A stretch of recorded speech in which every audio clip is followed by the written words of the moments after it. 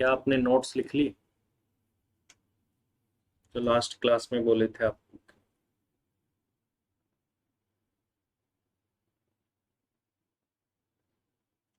Very good.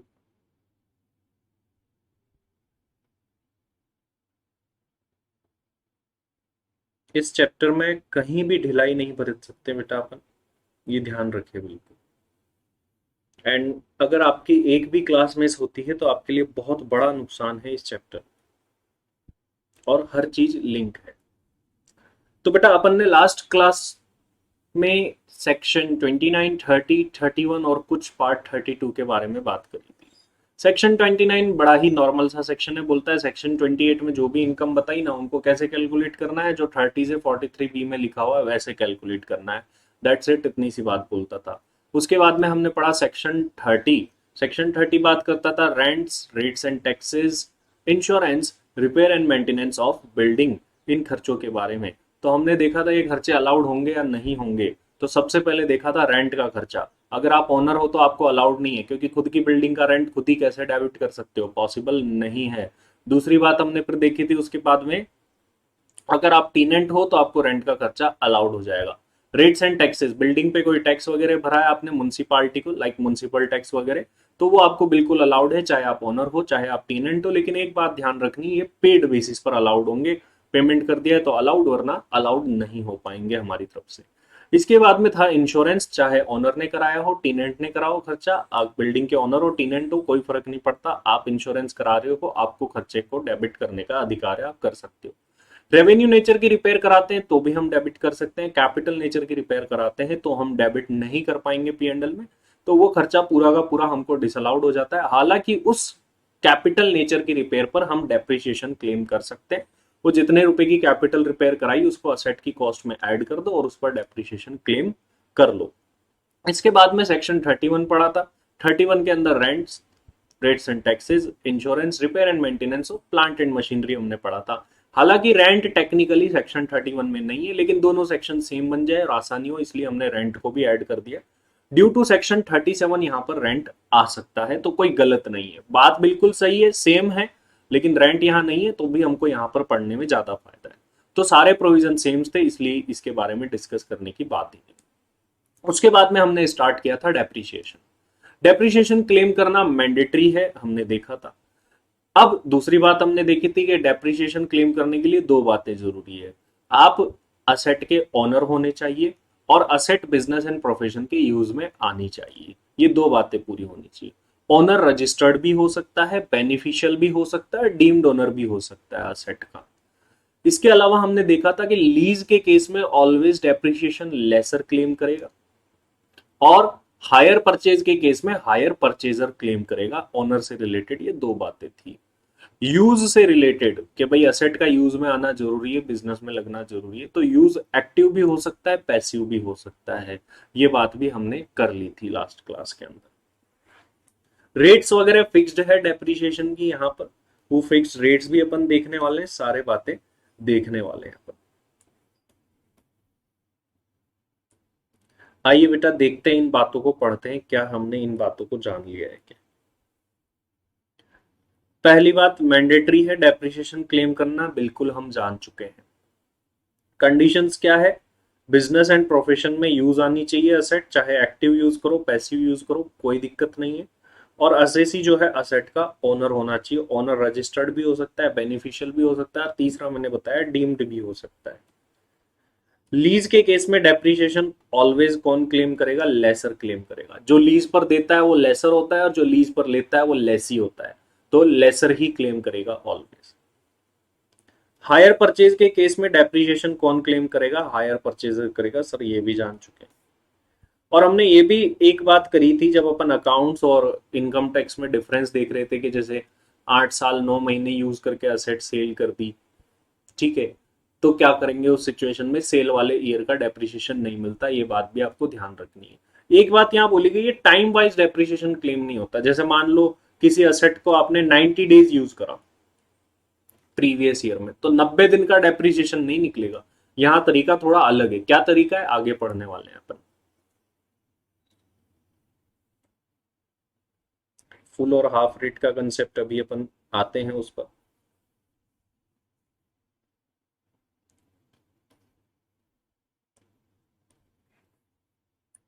आगे बढ़ते हैं, देखो आगे की बातों को जानते हैं। अगली बात कि सर मेथड ऑफ डेप्रिसिएशन कौन सा फॉलो होगा।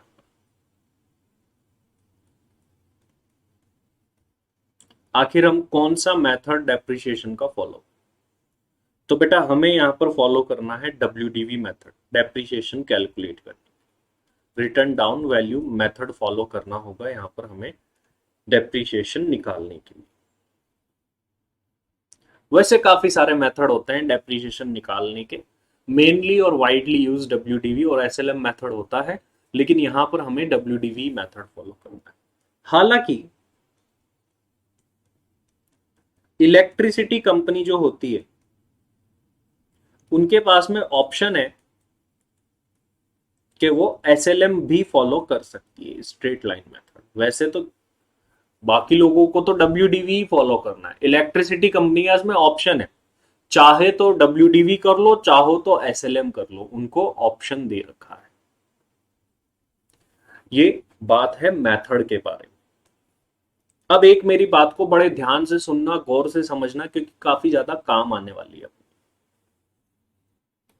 देखो बेटा, इनकम टैक्स में अभी अभी मैंने बताया कि डेप्रिसिएशन टाइम वाइज नहीं लगेगा, कि किसी एसेट को 90 डेज यूज किया तो 90 का लगाओ, किसी एसेट को आपने 180 डे यूज किया तो 180 डेज का लगाओ, ऐसे नहीं लगता डेप्रिसिएशन। इनकम टैक्स में बेटा जो डेप्रिसिएशन लगेगा ना, या तो आधी रेट से लगेगा या फुल रेट से लगेगा। सिंपल सी बात देखें तो यह है कि cost into rate of depreciation होगा, बस। आगे जो टाइम, जनरली आप 9 मंथ्स का निकालना है तो 9/12 करते हो, फिर 8 मंथ का 8/12, वो टाइम वाला जो चीज है ना वो यहां आती है। तो cost always rate of depreciation से मल्टीप्लाई हो। अब रेट ऑफ डेप्रिसिएशन जो है ना बेटा, वो आधी भी लग सकती है और पूरी भी लग सकती है। लेट से किसी असेट पर रेट ऑफ डेप्रिसिएशन है 10% और उसकी कॉस्ट है 1 लाख रुपीज। तो इस केस में हम किस तरीके से डेप्रिसिएशन निकालें।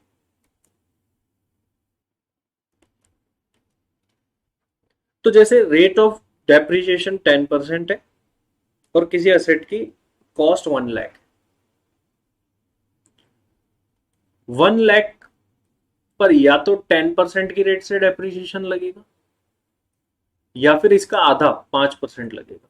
अब सर कब आधा और कब फुल, बात ये आ जाती है, इस बात को समझते हैं। अगर प्रीवियस ईयर के अंदर असेट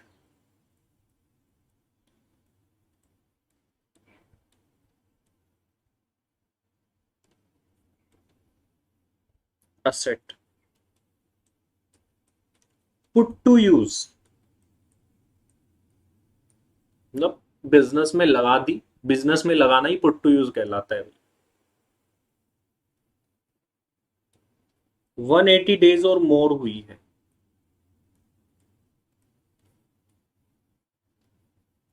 प्रीवियस ईयर के अंदर असेट का पुट टू यूज की डेट, मतलब बिजनेस में कितने दिन यूज आई, 180 दिन या उससे ज्यादा यूज में आ गई अगर कोई असेट, तो आपको पूरी रेट, फुल रेट से डेप्रिसिएशन लगा। और अगर वो put to use less than 180 days हुई है असेट, तो फिर आपको हाफ रेट मतलब 5% से लगाना होगा इसकी। जैसे हम दो केस की बात कर लेते हैं। एक केस है आपने असेट को पुट टू यूज करा 160 डेज प्रीवियस ईयर के अंदर, और एक है पुट टू यूज करा 280 डेज। असेट 1 लाख की है, रेट ऑफ डेप्रिसिएशन 10% है, कितना डेप्रिसिएशन बनेगा। फर्स्ट केस की बात करें तो 1 लाख 180 से कम डेज है तो रेट ऑफ डेप्रिसिएशन कितनी लगेगी इस केस में? आधी, मतलब 5%।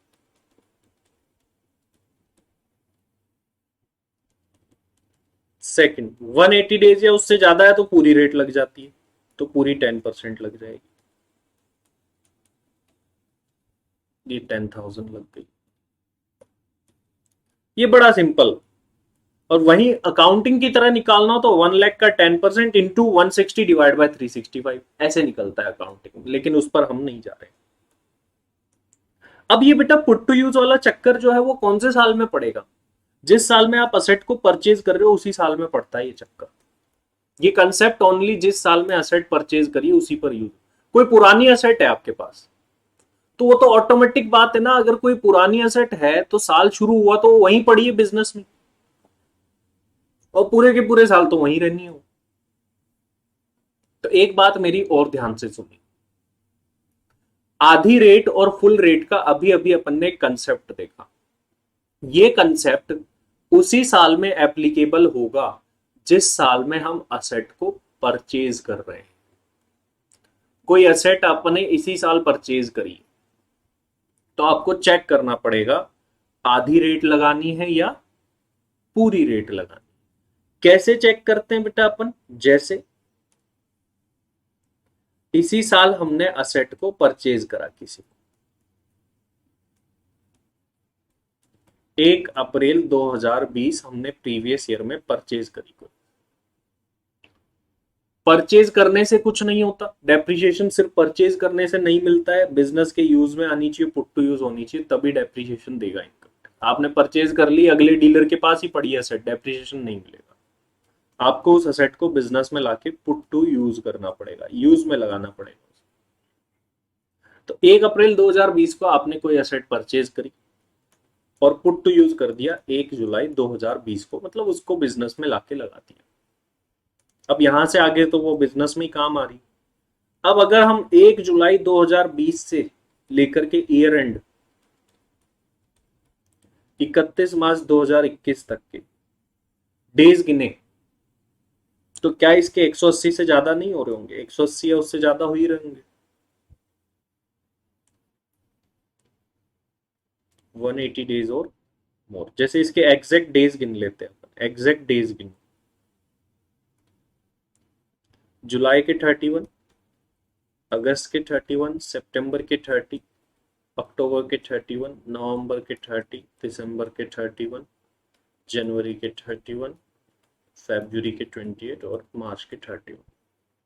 अगर हम इन डेज का टोटल करते हैं तो प्रीवियस ईयर में वो असेट कितने दिन पुट टू यूज रही, इसका टोटल करो, कितने डेज निकल के आते हैं।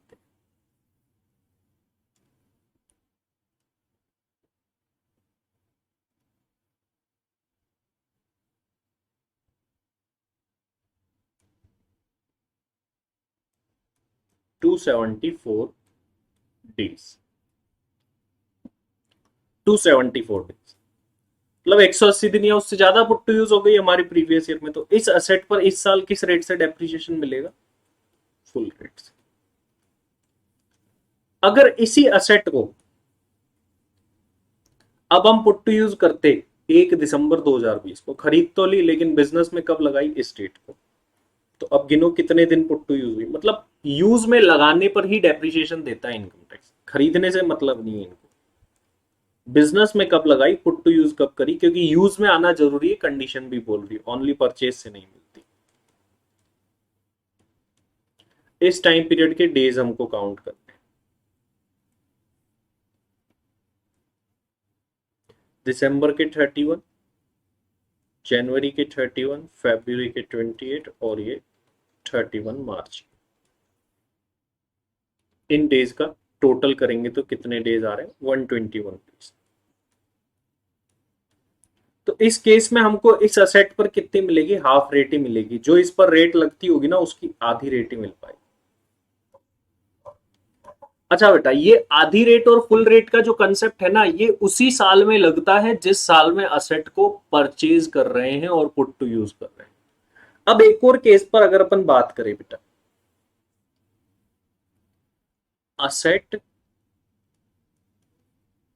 परचेज करी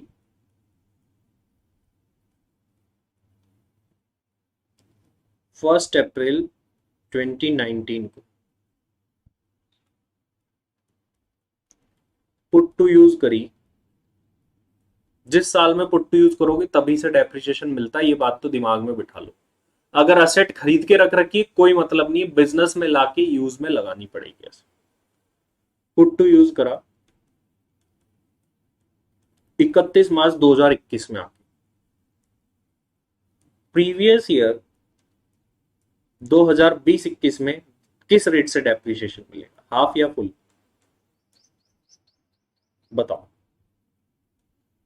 20-21 में हाफ रेट मिलेगी या फुल रेट मिलेगी, जबकि ओनली एक दिन यूज में आई है। हाफ रेट मिलेगी या फुल रेट मिलेगी? In the right answer is, किस रेट से मिलेगी बेटा? फुल रेट से मिलेगी। सर फुल रेट से क्यों मिलेगा? अभी अभी जो मैंने लाइन बोली मैंने तो वही किया है। पुट टू यूज का कंसेप्ट ओनली परचेज वाले साल में लगता है। परचेज वाला साल तो 2019-20 था, तो ये आधी रेट फुल रेट का जो भी बात है, आधी फुल, ये सब क्या है, ये ओनली परचेज वाले साल में चेक की जाती है। परचेज वाले साल में पुट टू यूज हुई नहीं, असेट यूज में ही नहीं लगी, तो वो बात भी वहीं खत्म हो गई। अगर अगले साल इवन फॉर 1 डे भी हम असेट को पुट टू यूज करते हैं तो हमको फुल रेट मिलती है। तो हमारा जो हाफ रेट का कंसेप्ट है वो ओनली परचेज वाले साल में लगता है। तो बेटा ओवरऑल कंसेप्ट ये क्या कहता है, देखिए, रेट ऑफ डेप्रिसिएशन, जनरल बात करते हैं, इनकम टैक्स में ऑलवेज रेट ऑफ डेप्रिसिएशन जो है वो फुल्ली मिलती है general, but in the year of purchase, जिस साल में असेट को परचेज करते हैं बेटा, उसमें हाफ रेट भी मिल सकती है डेप्रिसिएशन की और फुल भी मिल सकती है। हाफ कब? जब आपने असेट को less than 180 days put to use किया हो।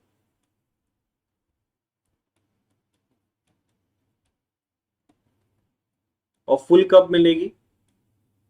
180 डेज और मोर पुट टू यूज किया हो असेट को, तो फुल मिल जाएगी। अब ये जो half rate full rate check करने वाला कंसेप्ट है, हाफ रेट और फुल रेट चेक करने वाला कंसेप्ट है, कौन से साल में एप्लीकेबल होगा? Applicable only in the year of,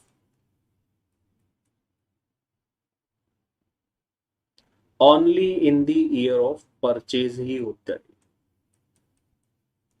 जिस साल असेट परचेज करी है उसी साल अगर हम पुट टू यूज कर रहे हैं तो उस पर हम डेप्रिसिएशन निकालने के लिए हाफ और फुल रेट जो है वो चेक करें, वरना हम चेक नहीं करेंगे हाफ रेट फुल रेट। अब मान लो परचेज तो करी हमने इस साल में, पुट टू यूज कर रहे हैं किसी दूसरे साल में, इस साल में किस रेट से मिलेगा? फुल रेट से। चेक करने की जरूरत ही नहीं। हाफ और फुल हम किस में चेक करते हैं? जिस साल में असेट को पुट टू यूज करा है उसी साल में चेक करते हैं। इस बात का ध्यान रखें। एक बच्चे पूछ रहे अगर असेट पैसिव हो तो भी डेप्रिसिएशन चार्ज करते हैं ना, तो पुट टू यूज तो ईयर का क्या रोल है? पैसिव मतलब क्या होता है बेटा? पैसिव मतलब हर असेट पैसिव थोड़ी होती है। जिस असेट का पैसिव यूज ही हो सकता है उसी असेट के लिए वो बात है। ऐसे मशीन है, मशीन लाके रखने से क्या होगा बेटा? वो बिजनेस में लगा दी आपने, डेप्रिसिएशन मिल जाएगा बस। अब आप उसको यूज कैसे ही कर लो, यूज तो कैसे भी कर लो, बिजनेस में लाके असेट रख दी, ऑफिस में लाके एसी लगा दो, अब चाहे आप पूरे साल उसको चलाओ ही मत, डेप्रिसिएशन मिल जाएगा। बिजनेस में असेट लाके लगाना जरूरी है, दैट्स इट, बात इतनी सी।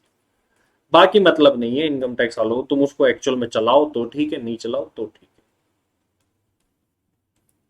तो ये हाफ रेट फुल रेट के आगे अपन एग्जांपल्स भी करेंगे, काफी काम आने वाली चीजें। हाफ और फुल रेट वाली बात को आइए अपन पढ़ते हैं। डेप्रिसिएशन विल बी चार्ज इधर एट फुल रेट और एट हाफ रेट। या तो डेप्रिसिएशन हम आधी रेट से लेंगे या फुल रेट से लेंगे। अगर असेट को पुट टू यूज करा है 180 डेज और मोर हमने प्रीवियस ईयर के, तो डेप्रिसिएशन किस रेट से मिलेगा? फुल रेट से, पूरी रेट से मिल जाएगा।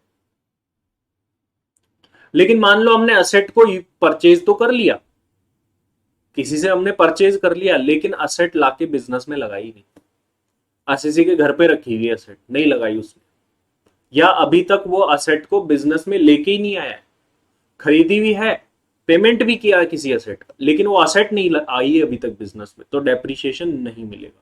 जब वो असेट आकर के बिजनेस में लग जाएगी तभी डेप्रिसिएशन हमको मिलेगा। If asset is put to use for less than 180 days in previous, अगर 180 से कम होता है तो फिर उस केस में हमको हाफ रेट से डेप्रिसिएशन मिलता है। लेकिन ये हाफ और फुल की झंझट है कौन सी असेट्स के लिए? मान लो हमारे पास में 4 असेट तो ऑलरेडी पड़ी है, पहले से पड़ी है पुराने, और एक असेट हमने इस साल परचेज करी, तो क्या हमें सभी के लिए हाफ और फुल रेट का कंसेप्ट चेक करना है या नहीं? हमें हाफ और फुल रेट का कंसेप्ट ओनली किसके लिए चेक करना होगा? इस नई वाली एसेट। वो पुरानी जो पड़ी है उन पर किस रेट से मिलेगा डेप्रिसिएशन? हाफ फुल या मिलेगा ही नहीं, इन पर तो सब पूरी रेट से। So this is the concept of half rate and full rate, इसको अपन पढ़ने वाले भी है, आगे इसका एग्जाम्पल करेंगे अपन। आइए बेटा आगे के कुछ कंसेप्ट देखते हैं।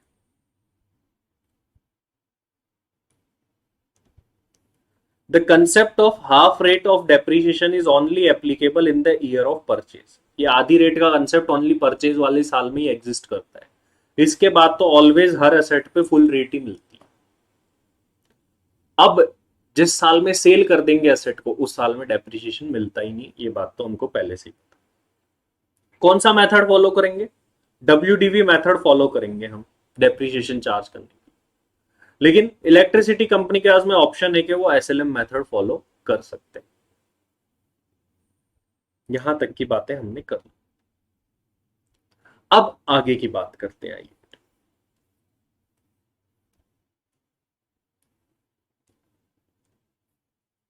हमारे पास में मान लीजिए बेटा 5 मशीन है, मशीन 1, मशीन 2, मशीन 3, मशीन 4 और 5, और इनकी WDV है 5 लाख, 2 लाख, 3 लाख, 6 लाख और 1 लाख। अगर अकाउंटिंग की बात करें,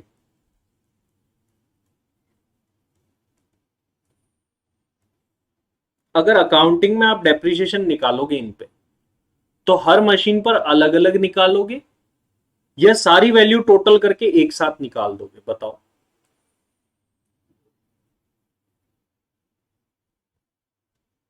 अगर अकाउंटिंग के अकॉर्डिंग देखा जाए, 5 मशीन हमारे पास है, पांचों मशीन पर आप सेपरेटली डेप्रिसिएशन निकालोगे या टोटल करके एक साथ निकाल? सेपरेटली निकालेंगे सर।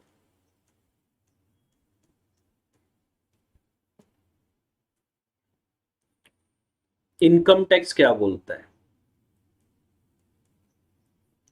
इनकम टैक्स बोलता है कि तुम तो ब्लॉक बनाओ, मतलब एज पर इनकम टैक्स तो आप इन पांचों की वैल्यू को जोड़ो और डायरेक्ट रेट ऑफ डेप्रिसिएशन से मल्टीप्लाई। अच्छा, इनकम टैक्स में ये बात पॉसिबल कैसे है वो बताता हूं, और अकाउंटिंग में पॉसिबल क्यों नहीं है वो भी बताता हूं। अकाउंटिंग में तो क्या होता है बेटा, जनरली इन पांचों मशीन पर हो सकता है अलग अलग रेट ऑफ डेप्रिसिएशन लग रही हो, अलग अलग तरीके से डेप्रिसिएशन की रेट्स हो। लेकिन इनकम टैक्स में तो जैसा मैंने बताया कि रेट फिक्स्ड है, तो टेंशन ही नहीं है भाई। वहां अकाउंटिंग में तो सबका टाइम वाइज अलग अलग, जितने जितने दिन यूज आई वैसे करना पड़ेगा, ठीक है। यहाँ तो टेंशन ही नहीं है ना, यहाँ तो सबके ऊपर रेट तो फिक्स्ड है, तो रेट वाली टेंशन ही नहीं, सब पे सेम रेट, सब कुछ सेम, तो वैल्यू जोड़ के लगा दो। तो इनकम टैक्स बोलता है कि डेप्रीशिएशन जो है ना वो ब्लॉक वाइज लगेगा। आप जोड़ा बनाओ, सेम नेचर की एसेट का जोड़ा बनाओ और उन पर डेप्रीशिएशन लगाओ। अब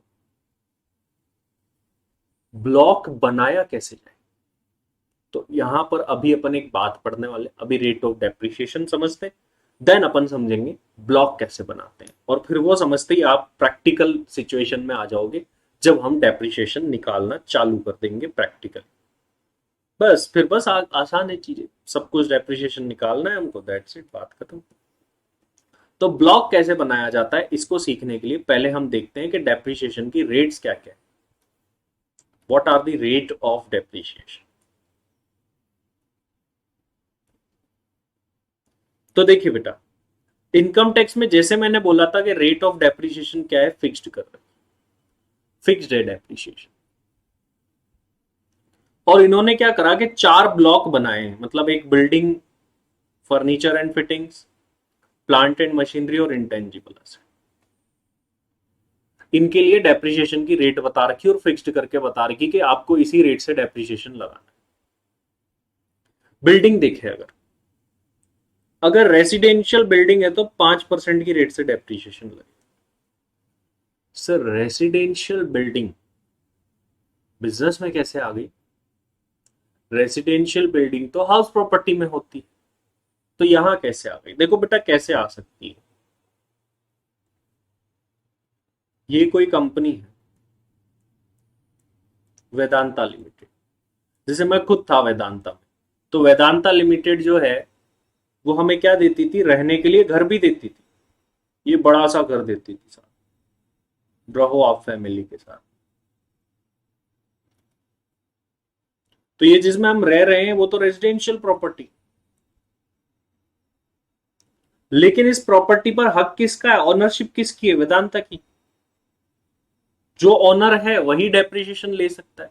तो इन असेट्स पर, इन प्रॉपर्टी पर वेदांता लिमिटेड जो है डेप्रिसिएशन क्लेम कर पाएगी, और इन पर किस रेट से कर पाएगी, 5%। तो ये कौन सी वाली रेजिडेंशियल बिल्डिंग है, ये वो रेजिडेंशियल बिल्डिंग है जिसमें कंपनी के एम्प्लॉइज रहते हैं। उन बिल्डिंग्स पर डेप्रिसिएशन तो कंपनी क्लेम करेगी, किस रेट से मिलेगा, 5% की रेट से। और जो कमर्शियल बिल्डिंग्स होती है, ये वाली बिल्डिंग जिसमें एक्चुअल में कंपनी चल रही है, बिजनेस चल रहा है जिस जगह पर, उस वाली बिल्डिंग पर आप किससे ले सकते हो, 10% की रेट से डेप्रिसिएशन ले सकते हो। और अगर आपने कोई टेम्पररी स्ट्रक्चर बनाया है, टीन वगैरह लगा करके ऐसी कोई बिल्डिंग क्रिएट करी हुई है, तो ऐसी कोई जगह है, तो उनके ऊपर आप 40% की रेट से डेप्रिसिएशन ले सकते हो। तो बिल्डिंग जनरली तो अपन को क्या मिलेगी, कमर्शियली मिलेगी। अगर मैं आपको ऐसे पूछूं कि बिल्डिंग पर क्या रेट है डेप्रिसिएशन, बस इतनी सी बात पूछूं, तो आप जवाब क्या दोगे मुझे, 10%। 10% है रेट, क्योंकि वो रेसिडेंशियल और टेम्पररी तो अलग चीजें हैं। मेन जनरल रेट क्या है बिल्डिंग पर, 10% बनती है।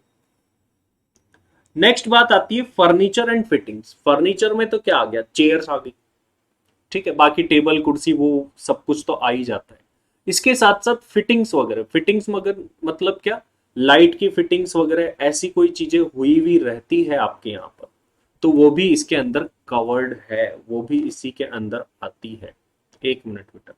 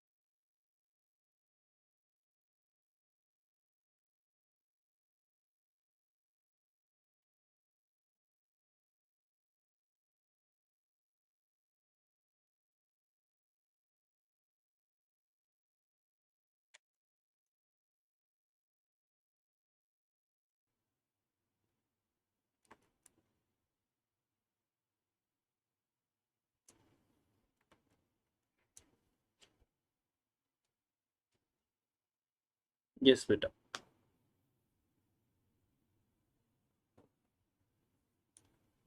फर्नीचर एंड फिटिंग, टेबल कुर्सी चेयर वगैरह तो ये सब कुछ आ गए फर्नीचर।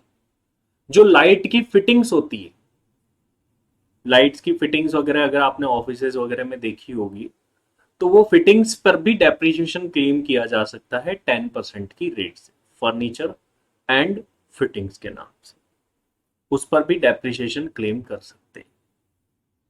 अच्छा, जो एसी है, एयर कंडीशनर, वो किस में आएगा? क्या वो फर्नीचर एंड फिटिंग्स में आएगा या प्लांट एंड मशीनरी में आएगा? ये क्वेश्चन अराइज होता है।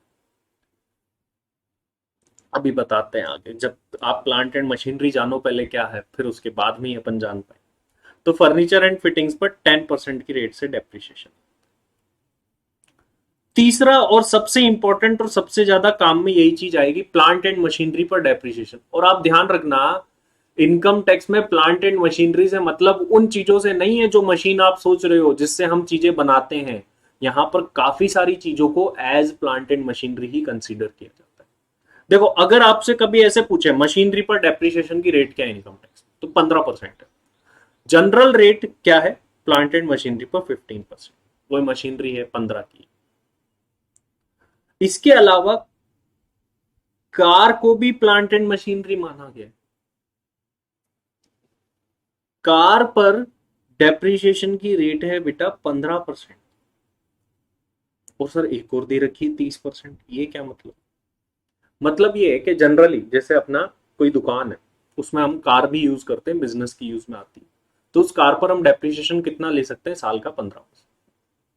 लेकिन जिन लोगों का तो बिजनेस ही कार को हायर पर चलाने का है, ट्रेवल एजेंसी है किसी की, कार किराए पर चलती है, तो उनकी कार भी ज्यादा ही यूज आएगी जनरल लोगों से, इसलिए उनको डेप्रिसिएशन की रेट ज्यादा देती, डबल देती। उनके लिए बोला 30% की रेट। जनरली 15% की रेट है, लेकिन जो लोग रनिंग देम ऑन हायर, उनको ट्रेवल एजेंसीज के लिए कार पर रेट कितनी है? 30%। एरोप्लेन पर डेप्रिसिएशन की रेट, एयर इंडिया है भाई, एयर इंडिया के पास अपने एरोप्लेन है, एरोप्लेन पर डेप्रिसिएशन कितनी रेट से लगाएगी एयर इंडिया? 40% की रेट। कोई शिप, जहाज है किसी के पास, जहाज पर डेप्रिसिएशन की रेट क्या है? तो बेटा जहाज पर डेप्रिसिएशन की रेट है 20%। 40 को 20 कर ले, तो 20% की रेट से डेप्रिसिएशन लगेगा जहाज पर, जो पानी में चलते हैं जहाज। तो अगर किसी के पास वो वाली एसेट है तो 20%। Point to be noted, books, books को भी प्लांट एंड मशीनरी माना है। जैसे एक प्रोफेशनल है, अपन सीएमए है, अपन अपने पास में बुक्स पड़ी है, क्योंकि अपनी एसेट ही बुक्स है भाई। एक्ट की, इनकम टैक्स एक्ट की, जीएसटी की बुक्स ले आए और हमने रख रखी, तो उन बुक्स पर भी हम डेप्रिसिएशन लगा सकते हैं 40% की रेट से। उनको भी प्लांट एंड मशीनरी ही माना गया है। एक प्रोफेशनल के लिए उसकी books he plant and machinery है, तो बोला है उस पर आप 40% की रेट से डेप्रिसिएशन लगा सकते हैं। कंप्यूटर सभी जानते हैं, 40% की रेट से डेप्रिसिएशन कंप्यूटर पर लगे। अच्छा, किसी कंपनी के पास विंड मिल है, जिसको हिंदी में पवन चक्की बोला जाता है। विंड मिल क्या आपने देखी है कभी? कई सारी मूवीज वगैरह में भी बताते हैं। और अगर आप जैसलमेर साइड जाएंगे तो वहां पर भी आपको देखने को मिलती है, बड़ी बड़ी जो है खुले मैदानी जो एरिया होते हैं वहां पर लगी होती है, और उससे इलेक्ट्रिसिटी बनाई जाती है विंड मिल से। कैसी होती है? देखो, ऐसे बड़ा सा पंखा लगा होता है, ऐसे होता है,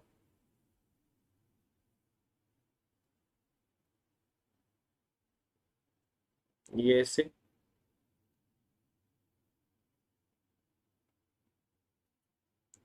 ऐसे बड़ी सी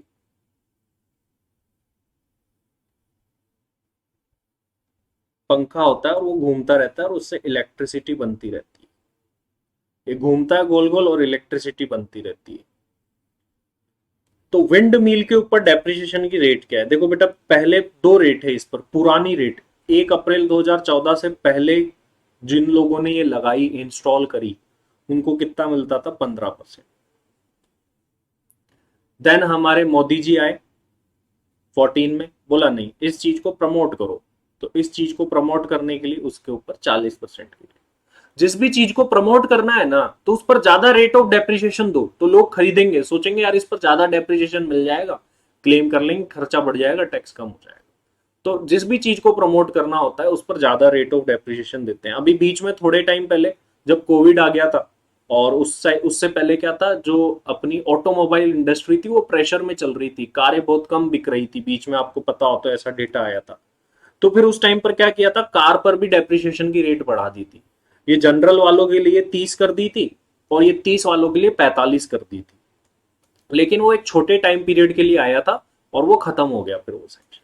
मतलब वो आया था एक पर्टिकुलर टाइम, भले इस टाइम पीरियड के बीच में जो भी कार खरीदेगा उसको एक्स्ट्रा डेप्रिसिएशन मिलेगा, तो लोग दौड़ेंगे जल्दी से, बोले यार चलो कार लेके आते हैं, डेप्रिसिएशन एक्स्ट्रा मिल रहा है, ज्यादा डेबिट करेंगे पीएनएल में, खर्चा ज्यादा होगा तो टैक्स बच जाएगा। तो ऐसा भी जिन चीजों को प्रमोट करना हो किया जाता है। तेल के कुएं, ऑयल वेल्स को भी प्लांट एंड मशीनरी माना गया है। रिलायंस है जैसे, ठीक है, रिलायंस हो गई, इंडियन ऑयल हो गई, ओएनजीसी हो गई, ये समुद्र में जाते हैं, समुद्र में जाकर के खुदाई करते हैं, वहां पर भी तेल के भंडार होते हैं, कुएं, या फिर जमीन पर भी होते हैं। बाड़मेर हो गया राजस्थान के अंदर, वहां पर क्या है, रिफाइनरी, वहां पर तेल के कुएं हैं। तो जिस कंपनी के पास में तेल के कुएं हैं, तो वो तेल के कुओं पर डेप्रिसिएशन लगा सकती है 15% की रेट से। एंड नेक्स्ट है पॉल्यूशन कंट्रोल इक्विपमेंट। पॉल्यूशन को कंट्रोल करने के लिए आप कोई इक्विपमेंट लगा रहे हो, नॉइज पॉल्यूशन हो गया, एयर पॉल्यूशन हो गया, आपने कोई बहुत बड़ा एयर फिल्टर लगाया जो कि एयर पॉल्यूशन को कंट्रोल करता है आपके एरिया में, तो इसको तो गवर्नमेंट प्रमोट करना चाहेगी भाई, तो इसके ऊपर 40% की रेट से डेप्रिसिएशन दे रखा है इन्होंने, कि भाई 40% की रेट से जो है आपको डेप्रिसिएशन इसके ऊपर मिलेगा। ये रेट्स बेटा अपन को ध्यान रखनी पड़ेगी, याद करनी पड़ेगी। ये रेट्स है थोड़ी सी, अभी याद हो जाएगी आपको कुछ ही टाइम में ये रेट्स। ऐसा कुछ नहीं है कि ये रेट्स क्या है, थोड़ी सी तो है, 12-15 रेट्स है। मेन सबसे क्या है, प्लांट एंड मशीन। और जो इंटेंजिबल असर्ट होता है, कॉपीराइट, पेटेंट, इनके ऊपर डेप्रिसिएशन की रेट है 25%। आप अकाउंटिंग के अंदर देखोगे ना, तो अकाउंटिंग के अंदर इन चीजों के लिए वर्ड यूज किया जाता है अमोर्टाइजेशन। अमोर्टाइजेशन वर्ड यूज किया जाता है, अगर आपने पढ़ा हो, ध्यान हो आप।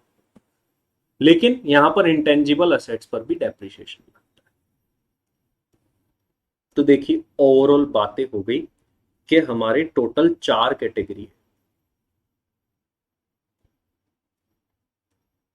4 कैटेगरी बना रखी है इनकम टैक्स। या तो कोई असेट बिल्डिंग वाली कैटेगरी को बिलोंग करेगी, या फिर कोई असेट फर्नीचर एंड फिटिंग्स वाली कैटेगरी को बिलोंग करेगी, या फिर वो प्लांट एंड मशीनरी को बिलोंग करेगी, या फिर वो इंटेंजिबल असेट को बिलोंग। बिल्डिंग वाली कैटेगरी को अगर आप बिलोंग कर रहे हैं, तो रेसिडेंशियल बिल्डिंग पर 5% की रेट से डेप्रिसिएशन है, कमर्शियल बिल्डिंग है तो 10% है, और टेम्पररी स्ट्रक्चर है तो 40%। फर्नीचर एंड फिटिंग्स पर डेप्रिसिएशन की रेट 10% है। प्लांट एंड मशीनरी पर जनरल रेट 15% है, ये आपको ध्यान में रखनी है अच्छे से। और कौन कौन सी रेट जो हमारी इंपॉर्टेंट है और आपको ध्यान में रखनी, कार की बात करें तो कार पर जनरल रेट, और ट्रेवल एजेंसी जो जिसको बोलते हैं रनिंग देम ऑन हायर, जो कार को किराए पर चलाते हैं, तो जनरल 15% है, और जो हायर पर चलाते हैं उनके लिए रेट 30%। कंप्यूटर, कंप्यूटर पर रेट 40%। हवाई जहाज, एरोप्लेन 40%। शिप, जहाज जो चलते हैं 20%। बुक्स, किताबों पर 40%। ऑयल वेल्स, तेल के कुएं 15%। विंड मिल, एग्जाम में भी आया है, 1/4/2014 से पहले, बिफोर, इससे पहले 15 थी, इस डेट के बाद 40 कर दी। पॉल्यूशन कंट्रोल इक्विपमेंट, ऐसा इक्विपमेंट जिससे पॉल्यूशन कंट्रोल होता है, 40% की रेट। और जो इंटेंजिबल असेट होती है उन पर रेट है 25%। इतनी सी रेट से 8 12 15 रेट्स है जो आपको याद होनी चाहिए। और मेनली अब मेन रेट्स बताता हूं मैं आपको, कौन सी याद होनी चाहिए जो आती है। बिल्डिंग में ये 10 है और फर्नीचर फिटिंग्स में ये 10 है, ये तो 10 हो गई, दोनों ऐसे ही याद हो गई। प्लांट एंड मशीनरी की जनरल रेट काम में आएगी, ये याद रख लो। कंप्यूटर काम आता है ज्यादातर, दो ही काम आते हैं, ज्यादातर की बात कर रहा हूं, वैसे सारी याद करनी। ये 4 रेट तो आपको याद होनी चाहिए। बिल्डिंग पर 10 है, फर्नीचर फिटिंग्स पर भी 10 है, प्लांट एंड मशीनरी पर 15 है जनरल रेट, और कंप्यूटर पर 40 है। ये ज्यादातर मैक्सिमम मतलब 70% जगहों पर तो इनमें से ही कुछ होता है। तो ये रेट्स हमको अच्छे से याद रखनी। अच्छा, अब मुझे एक बात बताओ बेटा, मैं आपको अब एक क्वेश्चन दे रहा हूं, देखते हैं कौन सॉल्व करता है, कौन बताता है सही answer. X limited purchased a computer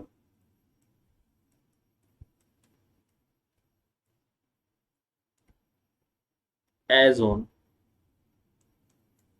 1st December 2020 and started using from same day.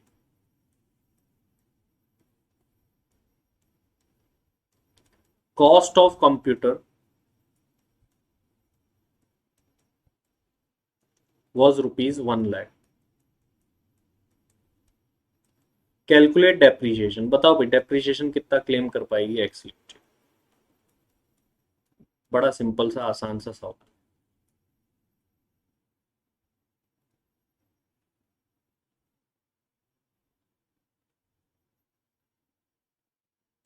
देखते हैं बेटा कितने आंसर सही आते हैं। मैक्सिमम आंसर सही है, गलत बता देता हूं कि इनके हैं। प्रिया का गलत है, श्रद्धा का गलत है, कंचन का गलत है, बाकी सबका सही है। तो सर क्या होगा 1 लाख का?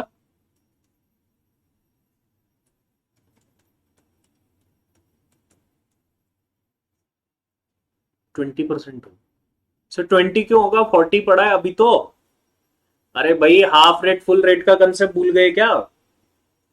जिस साल में परचेज करते हैं उस साल में तो चेक करना पड़ता है ना। अब 1 दिसंबर 2020 को असेट परचेज करिए तो दिसंबर जनवरी फरवरी मार्च सिर्फ 4 महीने, 180 तो होंगे ही नहीं। जब 180 होंगे ही नहीं तो डेप्रिसिएशन आधी रेट से मिलेगा। आधी रेट मतलब 20 हो गई।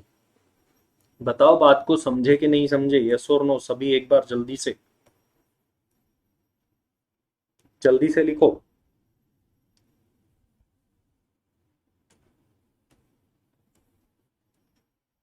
अब बात आता है ब्लॉक कैसे बनाना है।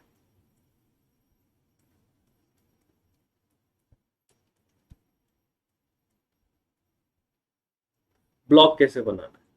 अच्छा, जब आपके लिए लड़का और लड़की देखेंगे आपके घर वाले तो आपका ब्लॉक ही तो बनेगा, जोड़ा। कैसे बनाएंगे आपका जोड़ा? फाइनल बात कब बनेगी?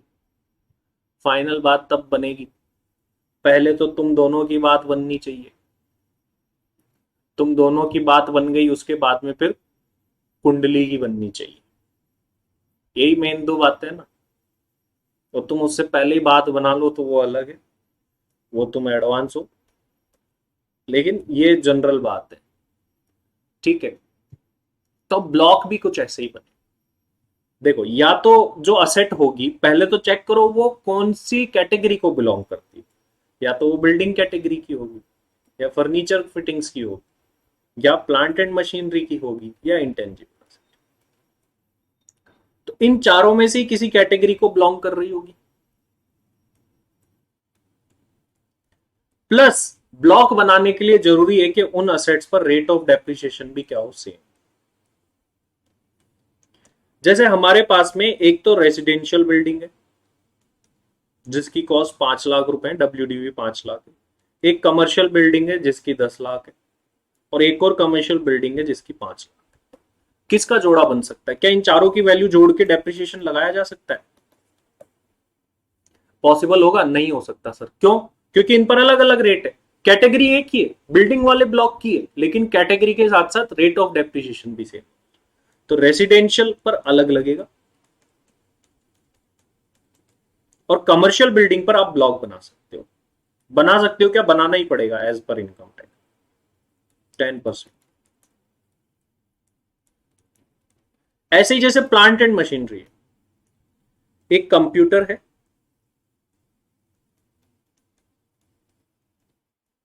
50,000 का, कार है, कार जब तक नहीं बोले रनिंग देम ऑन हायर तो नॉर्मल कार भी, नॉर्मल व्यक्ति की कार है, ठीक है, 5 लाख।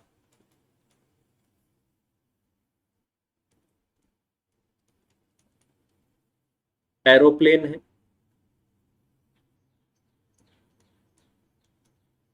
एरोप्लेन की वैल्यू कितनी लगाए रहे भाई?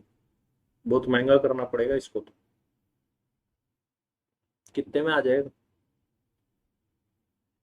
100 करोड़ कर देगा? 100 करोड़ इतना महंगा नहीं होता वैसे, सस्ता भी आ जाता है। ठीक है, इतना भी सस्ता नहीं आता गौरव, तो 10 में ही दे रहा है गौरव।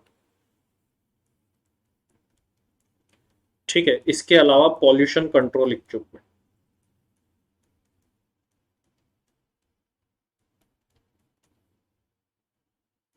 10 लाख का। अब आप इसमें बताओ किस किस का जोड़ा बन सकता है? अगर आपको ब्लॉक बनाना हो सभी प्लांट एंड मशीनरी की ही, घर तो सबका एक है, जोड़ा किस किस का बनाया जा सकता है? तो कैटेगरी सेम होनी चाहिए, और फिर रेट ऑफ डेप्रिसिएशन भी सेम होनी चाहिए ब्लॉक। तो देखो, कंप्यूटर पर लगती है 40%, कार पर लगती है 15%, एरोप्लेन पर 40%, पॉल्यूशन कंट्रोल इक्विपमेंट पर 40%। तो सर हम क्या कर सकते हैं, कंप्यूटर की वैल्यू को, एरोप्लेन की वैल्यू को और पॉल्यूशन कंट्रोल इक्विपमेंट की वैल्यू को जोड़ के एक साथ डेप्रिसिएशन लगा सकते हैं, क्योंकि इनके सारे गुण मिल रहे हैं। मन भी मिल गया और कुंडली भी मिल गई इनकी। मन ऐसे मिल गया कि ये प्लांट एंड मशीनरी हट के, कुंडली ऐसे मिल गई कि इनके ऊपर सबके ऊपर 40-40%। कार के साथ मन तो मिल गया, लेकिन कुंडली नहीं मिल पाई, उसके ऊपर 15%, वो सेपरेटली अपने अकेले अलग से डेप्रिसिएशन निकले। इस तरीके से बनता है बेटा ब्लॉक। बताओ इस बात को समझे कि नहीं? यस और नो? समझा कि नहीं बच्चा? जल्दी से बता। या कोई डाउट है, सवाल है तो पूछिए अब इसके बारे में, यहां तक की बातों में, क्योंकि अब हम तैयार हैं प्रैक्टिकल चीजों को करने के लिए, डेप्रिसिएशन की प्रैक्टिकल चीजों को करने के लिए अब हम तैयार हैं। इतनी नॉलेज ले चुके हैं कि अब हम प्रैक्टिकल की तरफ बढ़ सकते हैं, लेकिन अगली क्लास से करें। एक बच्चे पूछ रहे हैं टेम्पररी बिल्डिंग और कंप्यूटर का ब्लॉक बन सकता है क्या? बताओ बेटा, जवाब दो आप सभी। क्या बन सकता है? बन सकता है। मन ही नहीं मिला तो कुंडली तो बाद की बात। तो कैटेगरी अलग अलग है तो सवाल ही नहीं। ठीक है, पहले तो मन मिलना जरूरी है। मन तो चार है, या तो बिल्डिंग होगा, या आपका फर्नीचर एंड फिटिंग्स होगा, प्लांट एंड मशीनरी, या फिर आपका होगा इंटेंजिबल। अच्छा, एक एयर कंडीशनर पर बेटा केसेस वगैरह भी हुए हैं, लेकिन अपना मॉड्यूल जो है ना उसको प्लांट एंड मशीनरी मानता है, तो 15% जनरल रेट। भाई जिसके लिए रेट नहीं है तो उसके लिए क्या है फिर? वो प्लांट एंड मशीनरी बचे सब, 15% की रेट लगेगी। जिसके मान लो कोई चीज ऐसी जिसकी रेट नहीं है पता, तो 15% लगाना है उसको। वैसे एयर कंडीशनर पर केस वगैरह भी हो रखे हैं, तो लेकिन हमारे मॉड्यूल में क्या है ना, थोड़ा सा उस चीज को फॉलो नहीं कर रखा। बाकी मैं एज पर केस बताऊं आपको, क्या होता है कि एसी अगर प्लांट में लगा हुआ है और एक ऑफिस में लगा हुआ है, अगर एसी प्लांट में लगा हुआ है ना तो उसको प्लांट एंड मशीनरी माना जाता है और उस पर 15% की रेट से डेप्रिसिएशन लगता है। और ऑफिस में लगा हुआ है तो उसको फर्नीचर एंड फिटिंग्स का पार्ट माना जाता है और 10% की रेट से। ये एक्चुअल एक केस हुआ हुआ है और उसका डिसीजन ऐसा है। लेकिन अभी आपको क्या फॉलो करना है, 15 ही करना है। ये नॉलेज के लिए मैंने आपको बात बता दी। तो चलिए, अभी अपना टाइम हो चुका है और अगली क्लास में अपन इन बातों को पढ़ के और प्रैक्टिकल क्वेश्चंस भी बेटा स्टार्ट कर देंगे। ठीक है, ये अपन सारी बातों को आगे, काफी सारी बातें हैं, patent, copyright, trademark, know how, intangible assets जो है ये क्या होती है, ये भी जानना चाहिए। जैसे गुडविल भी एक इंटेंजिबल असेट है, लेकिन गुडविल यहाँ नहीं है, गुडविल पर डेप्रिसिएशन नहीं मिलता है बेटा यहाँ पर। हाँ, लेकिन अगर आपने गुडविल किसी से परचेज कर रखी है, किसी का नाम खरीदा है, गुडविल खरीदी है, तो मिल जाता है। लेकिन आपने खुद ही गुडविल क्रिएट करी है आपकी, तो उस पर कोई डेप्रिसिएशन नहीं मिलता। सारी बातें अपन नेक्स्ट क्लास में करेंगे। आप इसको नोट कर ले, क्या इसको नोट कर लिया होगा? आई थिंक ये मैंने दे दिया था ऑलरेडी, तो आप ऑलरेडी नोट करके तैयार होंगे यहाँ तक का फॉर्मेट वगैरह। तो यहाँ तक अपन बढ़ के फिर क्वेश्चंस वगैरह करेंगे नेक्स्ट क्लास के अंदर। चलिए बेटा, आज के लिए इतना ही। Thank you very much, bye bye.